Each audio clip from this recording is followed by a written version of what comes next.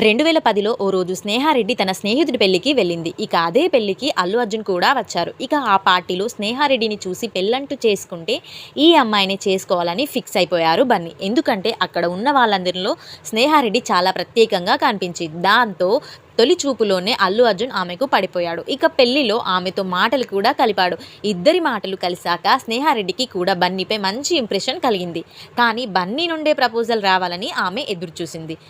ఈ విషయాన్ని అల్లు అర్జున్ తన ఫ్యామిలీకి చెప్పారు. ఇక అన్ని విధాలా ఓకే అనుకున్న అల్లు అర్జున్ స్నేహారెడ్డికి ప్రపోజ్ చేశారు. ఇక ఎప్పుడెప్పుడు ఆ మ్యాటర్ చెప్తాడా అని ఆసక్తిగా ఎదురు చూసిన స్నేహారెడ్డి బన్నీ ప్రపోజ్ చేయడంతోనే ఓకే చెప్పేసింది. కానీ స్నేహారెడ్డి తల్లి కవిత మాత్రం సినీ ఇండస్ట్రీకి చెందిన ఇంటికి ఇవ్వాలా వద్దా అని డైలమాలో పడింది. ఇక అదీగాక అల్లు అర్జున్ స్టార్ హీరో కాబట్టి ఆయన ఎప్పుడు ఏ హీరోయిన్ వెంట పడతారో అని స్నేహారెడ్డి తల్లి కాస్త ఆలోచనలో పడిందట. ఎట్టకేలకి స్నేహారెడ్డి తన తల్లిని ఒప్పించింది. వీళ్ళిద్దరి పెళ్లి మార్చి 7న 2011లో